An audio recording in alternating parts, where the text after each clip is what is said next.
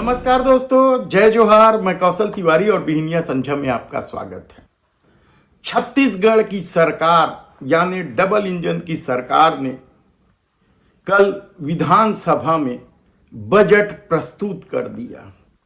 1.65 लाख करोड़ के इस बजट को लेकर हमेशा की तरह सत्ता पक्ष से जुड़े हुए वे लोग भी बजट की तारीफ कर रहे थे जिन्हें बजट का ककहरा नहीं आता, एबीसीडी नहीं जानते, लेकिन सत्ता उनकी है तो तारीफ करनी ही पड़ेगी। और ठीक इसी तरीके से समूचा विपक्ष, यहां विपक्ष कांग्रेसी है, समूचा विपक्ष इस बजट को घोर निराशाजनक बता रहा था। हालांकि महापौर का चुनाव हार चुकी दीप्ति प्रमोद दुबे ने 500 रुपए में गैस सिलेंडर देने का जो मोदी की गारंटी थी उस मुद्दे को उठाया। तो इस मुद्दे को उठाने में भूपेश बघेल या दूसरे कांग्रेसी भी पीछे नहीं रहे।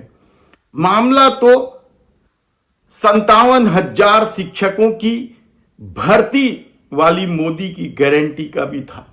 इस सबके बीच हम आज बताएं कि बजट के क्या नफा और नुकसान है। उससे पहले बता देते हैं कि इस दौर में सत्ता किस तरीके से हेडलाइन मैनेज करती है, ज्ञान का किस स्तर पर जाकर बघार लगाती है ताकि लोगों को सब कुछ हरा हरा ही नजर आए। और शायद यही वजह है कि कमोबेश छत्तीसगढ़ से निकलने वाले तमाम मीडिया अखबार या फिर इलेक्ट्रॉनिक चैनल सब जगह एक ही तरह का हेडलाइन था, रजत जयंती पर प्रगति का बजट। क्या यह सच है? क्या सचमुच इस बजट में वित्त मंत्री ओपी चौधरी, जो सुपर सीएम के नाम से भी चर्चित हैं, का बजट इतना अच्छा है कि छत्तीसगढ़ प्रगति की पथ पर चला जाएगा? विकास के क्या मायने हैं?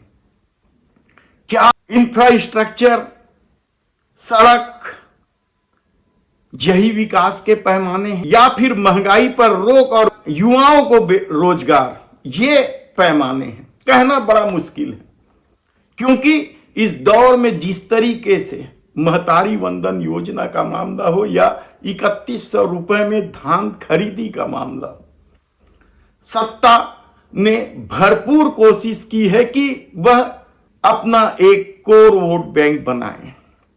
और इस कोर वोट बैंक के फेर में धर्म और जाति की राजनीति भी जमकर हुई। लेकिन क्या छत्तीसगढ़ इसके लिए तैयार है? या छत्तीसगढ़ में विकास के वही पैमाने होंगे जो भारतीय जनता पार्टी का असल एजेंडा है? कहना मुश्किल है। लेकिन इस बजट में क्या आम लोगों को फायदा मिलेगा? क्या युवाओं के लिए रोजगार के सृजन का कोई नया प्रस्ताव बना है? महंगाई को रोकने के लिए क्या सिर्फ पेट्रोल में वेट 1 रुपए कम कर देने से कंट्रोल की जा सकती है? जीएसटी की विसंगतियों को लेकर जो लोग परेशान हैं, वो लोग भी सत्ता के मैनेजमेंट के फेर में पड़कर बजट की तारीफ तो कर रहे हैं, लेकिन छत्तीसगढ़ की हकीकत क्या है? बीएड, डीएड छोड़ दीजिए, वे तो आंदोलित हैं, वे तो प्रताड़ित ही हैं सरकार से। तब सवाल विपक्ष का भी है कि वह किस स्तर पर जाकर इस बजट का विरोध कर पाएगी विधानसभा में। हालांकि उनके पास बहुमत नहीं है, उनका विरोध भी नक्कार खाने की तूती की तरह साबित होगी।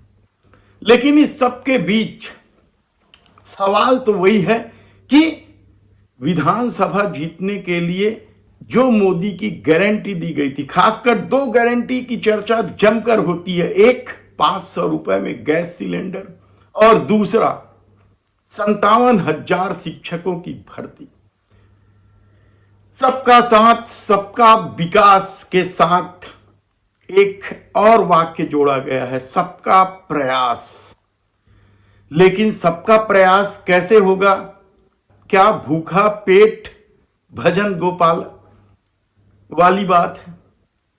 ये सवाल इसलिए उठ रहे हैं क्योंकि जो महत्वपूर्ण सवाल सिर्फ किसानों के 3100 रुपए प्रति क्विंटल में उपज खरीदने का नहीं है, बल्कि इसके अलावा भी किसानों की अपनी समस्याएं हैं। उस पर बजट में क्या प्रावधान है? क्या उनकी आय 2 गुना सिर्फ 3100 रुपए में धान खरीदी से हो पाएगी?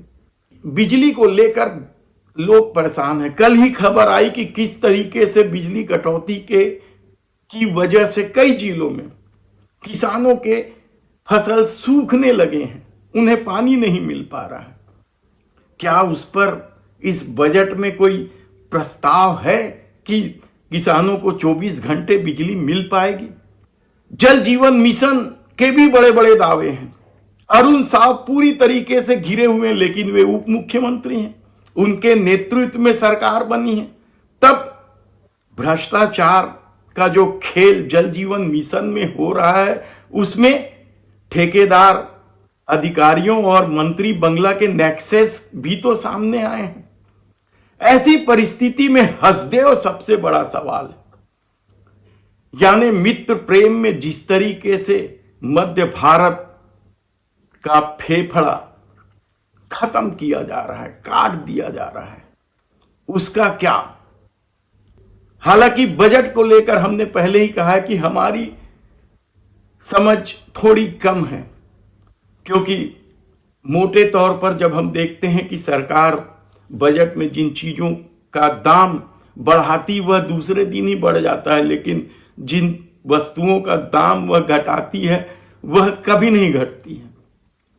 ऐसी परिस्थिति में ये बजट क्या सिर्फ हेडलाइन मैनेजमेंट का खेल था, ताकि लोगों में एक मैसेज जाए कि सरकार कुछ तो कर रही है।